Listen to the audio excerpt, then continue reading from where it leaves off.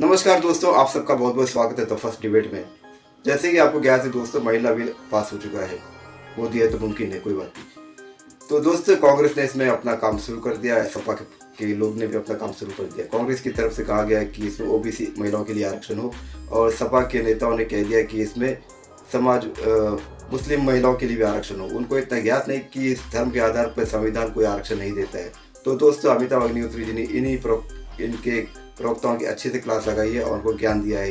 इनके नेताओं को भी थोड़ा अमिताभ जी की वीडियो देखना चाहिए, तो उनको ज्ञान भी मिले और पूर्व इतिहास में इन्होंने क्या किया गया उनको पता चले। तो दोस्तों, छोटी सी डिबेट है, आपको बहुत मजा आएगा। तो चलिए शुरू करते हैं डिबेट वीडियो। Let's start.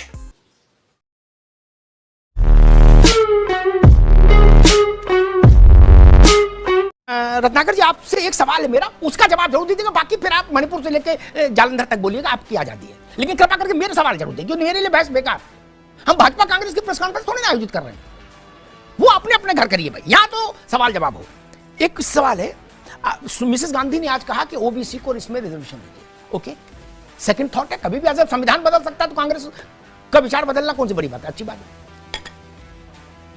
जब नरसिंह राव के, ध्यान से सुन लीजिए, नरसिंह राव के समय में स्थानीय निकाय और पंचायतों में महिलाओं के लिए रिजर्वेशन का बिल आया,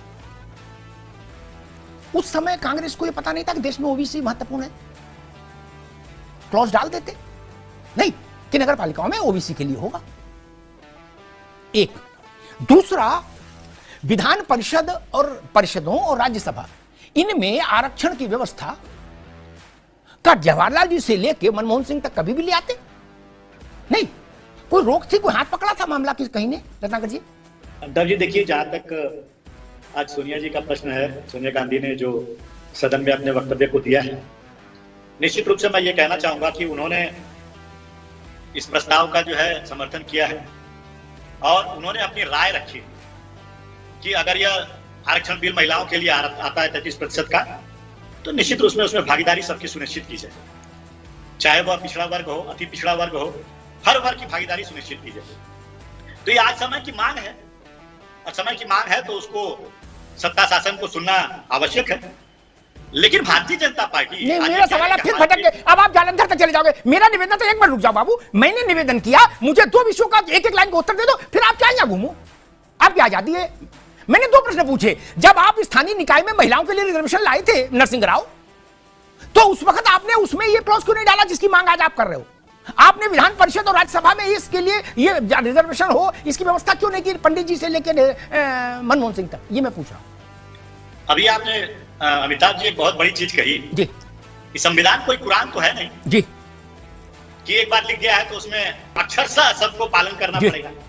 नहीं, जब तक बदला नहीं जाएगा तब तक पालन करना होगा, जब तक बदला नहीं जाएगा तब तक पालन अक्षरशः। जी, तो समय और परिस्थितियों के साथ कई बार संविधान में क्लॉज बहुत सारे बदले गए हैं, बहुत सारी चीजें बदलाव करने की मांग उठती रही है। आज हम भी उस चीज को सहमत हैं। ठीक है, कि समाज में सबके, मैं वही कह रहा हूं, ये बेसिक, ठीक है, ये बेसिक एक भारतीय जनता पार्टी, ठीक है भैया, बेसिक चीज थी कि समाज में सबकी भागीदारी होनी चाहिए। ये 2023 तक इंतजार कर रहे थे हम समझने के लिए। ये 93 में क्यों नहीं समझ में आया जब हम स्थानीय निकाय में महिला रिजर्वेशन ला रहे थे?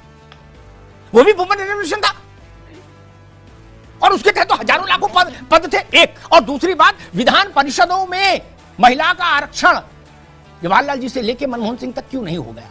कोई रोक रहा था? नहीं। कोई झंझट था? नहीं। राजीव गांधी के पास तो 400 प्लस की मेजॉरिटी थी, मोदी के पास तो अभी भी उससे 100 कम है। अशोक जी, एक बड़ी विचित्र सी स्थिति पैदा हो रही है। हम देख रहे थे कि 403 की विधानसभा है उत्तर प्रदेश की, ठीक? अभी इस साल, सवा साल मतलब हुआ होगा चुनाव हुए, क्या 50 टिकट भी किसी ने नहीं दिए महिलाओं को? क्या आपकी पार्टी ने शायद 40 वाली से 35-40 को टिकट दिए थे महिलाओं को? अब उसमें क्या जीतते क्या नहीं जीतते वो अलग विषय है। क्या 50 किसी ने नहीं दिए? सबसे कम बीएसपी ने दिए थे। और जो मायावती जी महिलाओं के लिए 50% मांग रही हैं, कह रही नहीं 33 में हमारा दिल मंजूर नहीं कर रहा, 50 करो। उन मायावती जी ने अपने अब तक के राजनीतिक जीवन काल में बसपा में कोई महिला प्रकोष्ठ तक नहीं खोला। क्या महिला को लेने देने नहीं रखा? कैसे भरोसा किया जाए फिर भैया?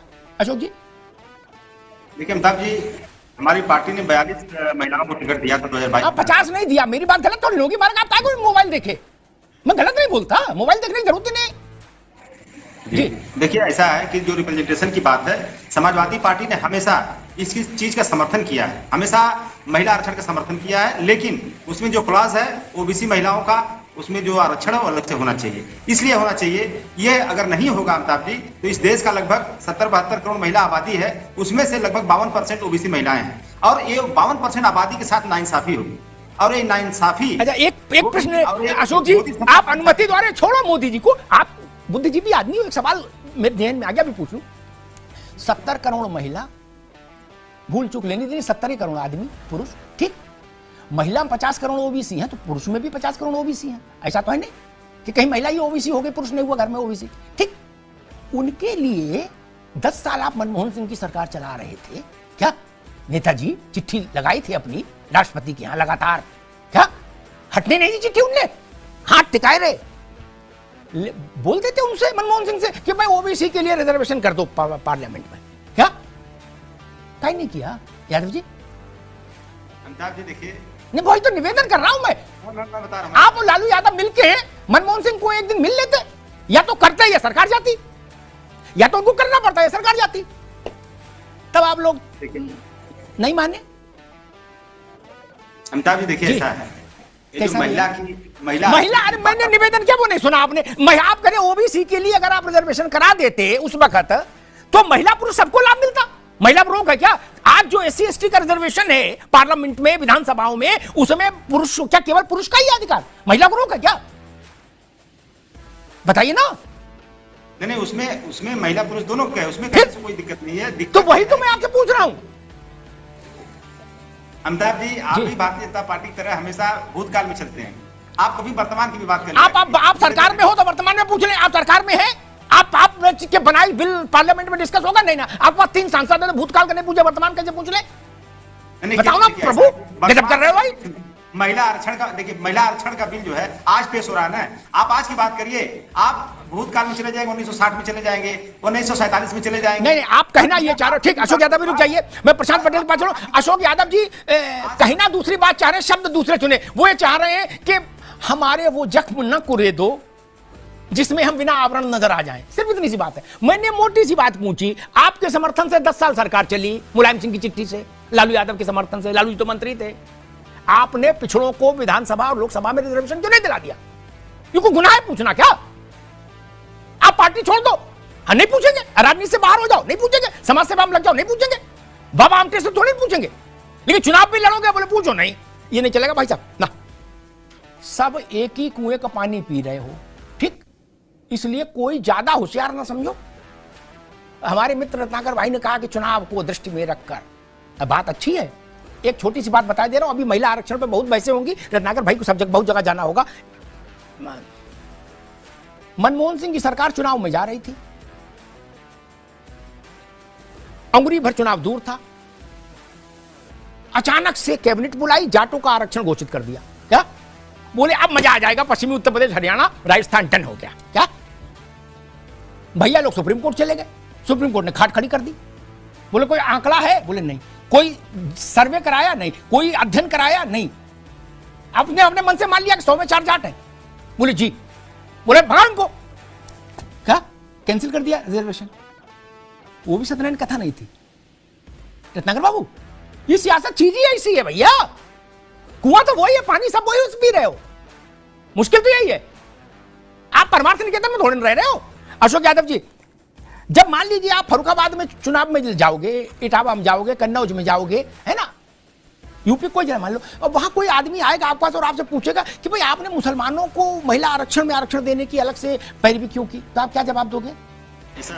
जी, चाहे मुसलमान हो चाहे कोई भी नहीं नहीं, मैंने मुसलमान का पूछा, उसका जवाब दे दो, बाकी तो फिर कही रहे हैं। देखिए आप देखिए ऐसा है, आप टारगेट कर रहे हैं ये कास्ट पे। मैं कह रहा हूं कि आपने बोला है, मैं टारगेट ने गलत कहा, मेरे ऊपर आरोप न लगाइए। आपके अध्यक्ष ने बोला, मैं वो निवेदन कर रहा हूं। डिंपल जी ने आज हाउस में बोला, वो कह रहा हूं, मैं अपने मन से थोड़ी नहीं कह रहा हूं भैया। देखिए कोई भी, चाहे मुसलमान हो या जो भी अल्पसंख्यक समाज हो, वो भी इस देश के हिस्सा है और उस देश के नागरिक हैं, और उनका भी अधिकार है, जितना हमारा अधिकार उतना सबका अधिकार है, जो भी इस देश का नागरिक है। तो किसी भी समाज के साथ दोयम दर्जे का व्यवहार कर सकता है। नहीं, आप लोग तो संविधान को मानने वाले हो। अशोक जी एक मिनट मेरा ज्ञानवर्धन करो। भाजपाई आपके मुताबिक संविधान नहीं मानते है ना, चलो छोड़ो एक मिनट के लिए। आप तो संविधान के अलावा कुछ कभी कुछ पढ़ते नहीं है, कोई अखबार कोई मैगजीन भी नहीं पढ़ते, केवल संविधान पढ़ते हैं 24 घंटे। क्या तो संविधान तो धर्म आधारित आरक्षण को वर्जित करता है। क्या? निषेध। अवैधानिक नहीं, गैर संवैधानिक नहीं, वर्जित। क्या? फिर आपने क्यों बोला? ऐसा है अमिताभ जी, जी इसी देश ने देखा है। अभी जो मोदी सरकार इसके पहले एक शुगुफा लेके आई थी, 1 नेशन 1 इलेक्शन। अब उसका का यहाँ कोई लेन देना है? मैंने क्या निवेदन किया था? संविधान की मूल भावना के खिलाफ है कि नहीं है? ये संविधान की मूल भावना को आहत करने वाला बात है कि नहीं है? 1 नेशन 1 इलेक्शन संविधान की मूल भावना को आहत करने वाला है कि नहीं है? आप बोल लो, नहीं तो फिर आप नाराज हो जाओगे। आप बोलो, इस पर मैं विस्तार से एक टिप्पणी करूंगा ताकि ये वंस फॉर ऑल सेटल हो जाएगा। ये इशू ये भी भ्रामक है, इसमें थोड़ी सी अध्ययन। मेन पॉइंट पे आ रहे हैं साहब, जो आप सुनना चाह रहे हैं उस मेन पॉइंट पे हम यही कर रहे हैं कि ये इस देश के नागरिक, चाहे हिंदू हो, चाहे मुसलमान हो, चाहे सिख हो, चाहे ईसाई हो, सब नागरिक है, सबको समान अवसर मिलना चाहिए, चाहे नौकरी में, चाहे राजनीति में, चाहे शिक्षा में। ठीक ठीक ठीक ठीक समाजवादी पार्टी ठीक, समाजवादी पार्टी जिंदाबाद। रुक जाओ एक मिनट, एक छोटी सी सलाह अशोक जी की पार्टी को। आप बार बार ऐसी मांगे करेंगे क्योंकि आपने कह दिया देश सबका है। मैं आप पर आरोप नहीं लगा, तो आपका बड़प्पन बता रहा हूं। तो 3 ही सदस्य सही, 4 ही सही, एक सदस्य भी प्रस्ताव ला सकता है प्राइवेट मेंबर बिल। कल एक प्राइवेट मेंबर बिल मूव करिए कि संविधान संशोधन किया जाए, धर्म पर आधारित आरक्षण को संवैधानिक घोषित किया जाए। करिए, उसके बाद सबकी मांग करिए। एटा में करिए मांग, इटावा में करिए, करहल में करिए, गुरसाईगंज में करिए, खिमसेपुर में करिए, कोई रोक ना। लेकिन जब तक ऐसा नहीं होता तब तक नहीं हो सकता। आपके कहने से नहीं होगा कि सबका है, मुसलमान भी और नहीं भाई साहब, संविधान ने आउट राइटली रिजेक्ट किया। और जो लोग संविधान बना रहे थे उसमें मुसलमान भी थे, उसमें सिख भी थे, उसमें जैन भी थे। ऐसा नहीं हो सकता। खैर, SC ST को अलग से आरक्षण हो, यहां से बात शुरू हुई, OBC को अलग से आरक्षण हो, वहां तक पहुंची, और अब बात पहुंच गई कि भाई अल्पसंख्यक को भी आरक्षण हो। चूंकि OWC ने कह दिया कि इस आरक्षण के लागू हो जाने के बाद, बड़ी बात है रत्नाकर जी, वो कह रहे हैं कि इस आरक्षण के लागू हो जाने के बाद, यानी महिला आरक्षण, ये संसद हिंदू संसद हो जाएगी। मतलब वो मुस्लिम संसद चाह रहे हैं क्या? समझ नहीं आई मेरी बात कि हिंदू संसद क्या होता है। हिंदू कोड बिल तो समझ में आता है, ये संसद हिंदू कब से हो गई? तो दोस्तों, डिबेट हो गई खत्म, वीडियो हो गई पूरी। उम्मीद करता हूँ ये दोस्तों, ये डिबेट वीडियो आपको पसंद आई होगी। अगर ये डिबेट वीडियो, ये कंटेंट, मेरा काम पसंद है आप तो चैनल सब्सक्राइब करके जरूर जाना दोस्तों। मिलता हूँ आपसे अगली वीडियो में, तब तक के लिए जय हिंद, वंदे मातरम।